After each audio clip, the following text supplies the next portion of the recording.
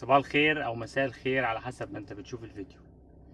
الاكس باير، جماعه بتوع الاكس باير يعني اللي بتركز في موضوع الحاجه اللي هي منتهيه الصلاحيه كده.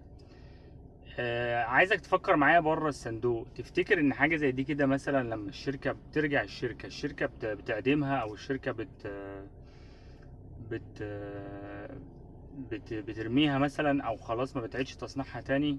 انا اعتقد يعني من وجهة نظري ان الشركة مش هتخسر، يعني الشركة بتلم اكس باير عشان ترجع تعيد تصنيعه وترجع تعمله لك بتاريخ جديد وتنزله لك تشربه. يعني حاجة زي كده. بص، شايف؟ هتبان معاكم، شايفين التاريخ؟ التاريخ ده بيقول لك يا سيدي انتاج 6/12/22، اكس باير بتاعها 28/12/22. يعني دي المفروض بقالها 6 شهور منتهية. انا ماشي بمبدأ اللي هو مادام ريحتها حلوة وطعمها لسه مقفولة اهي عشان الناس اللي مش هتشكك. مادام ريحتها حلوة وطعمها مقبول، ماشي تمام، فعادي يعني الاكس بار مش هيموتنا. دي الاستخدام الشخصي فقط. ايوه. فاللي هو مستحيل ان الشركات هتخسر. يعني الشركة هتاخد الاكس باير ترمي، الشركة هتاخد الاكس باير تعدمه؟ لا، الشركة بتلف، مندوب بيلف يستغل الشغل يجمع الاكس باير يوديه للشركة. بسم الله بسم الله.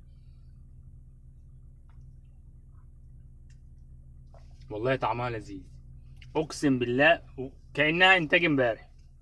يعني هي المفروض انتهاء 6 شهور، بقالها 6 شهور منتهية اهو. اهو، اللي ما شافش يشوف. باينة يا جدعان ولا مش باينة؟ اهو. اكسباير كام؟ تمام. والله أما تيجي تلاقي الناس خش يدور في اي ماركت في اي محل الاكس باير بتاعها. لو سمحت شوف لي الاكس باير. والله يا جدعان كلام كله في الفنكوش. الشركة عمرها ما هتخسر، ماشي، وزبادي وميكس وحليب بمراعي وحليب مش بالشوكولاتة وحليب بالمانجا. المانجا دي طعمها حلو مادام النفس قابلة والريحة حلوة، والله ولا تشغل بالك بحاجة. طعم حلو، بألف هنا.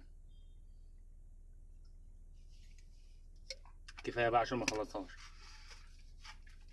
فالمهم يعني الاكس باير مش اخر المطاف يعني عامة. ده حاجة دي حاجة من ضمن حاجات يعني الواحد بيمر بيها. تلاقي مثلا زبون يكون واقف على حاجة يقول لك الاكس باير. يا جماعة عشان تبقوا عارفين دي الاستخدام الشخصي فقط. ما تجربش. نفسك مش هتجيبك، مش قابل، خايف على نفسك، ما تجربش. يلا، سلام عليكم.